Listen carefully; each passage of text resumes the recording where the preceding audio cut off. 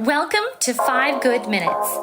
You're listening to today's inspirational message on the subject of awe and worship with Kurt Bjorklund.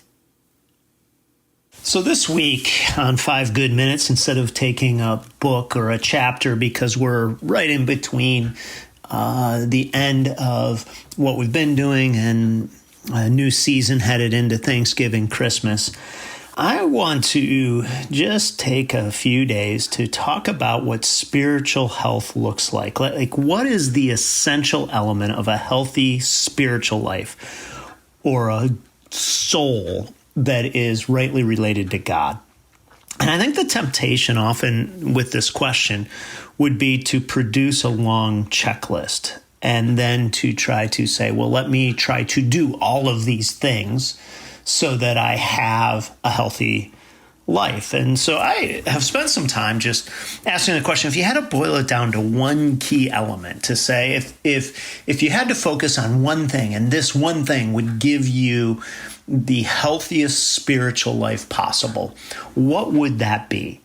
And as I spent some time thinking about it, considering it, I think the thing that I thought was that you could come up with a list of probably 10 or so things, and I'll just give you a few of the ones that I came up with. But one emerged for me.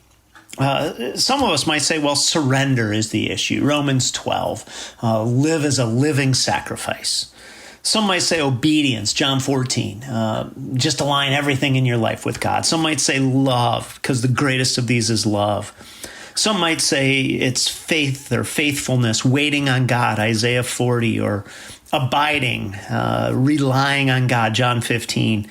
Others might say it's passion, Revelation 3, don't be lukewarm. But as I thought about this and considered it, I think in some ways that awe or worship is really what inspires the rest of these characteristics.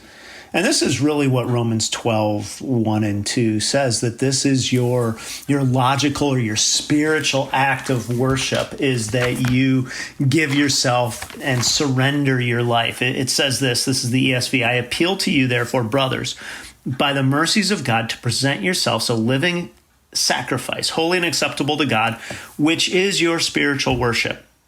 Do not be conformed to this world, but be transformed by the renewing of your mind, that by testing you may discern what the will of God is, what is good and acceptable and perfect.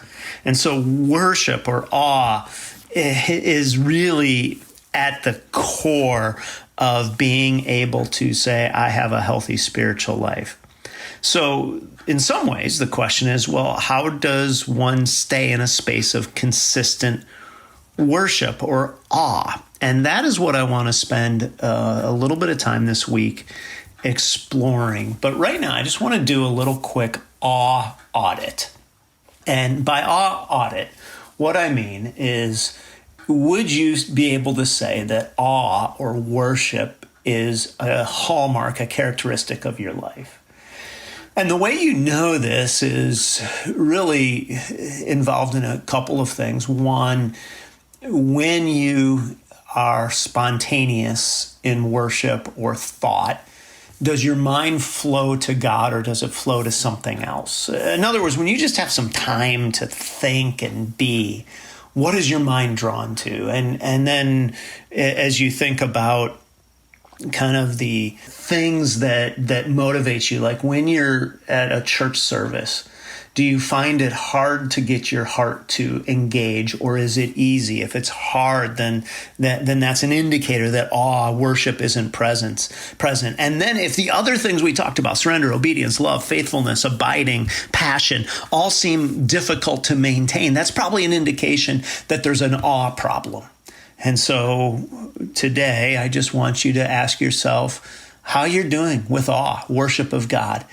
And then we will take the next couple of days to consider how to foster awe in our lives. Thanks for joining us here today. There's a lot of great content to explore on Orchard Hill Plus and on the Orchard Hill main feed from the weekend. Have a great day.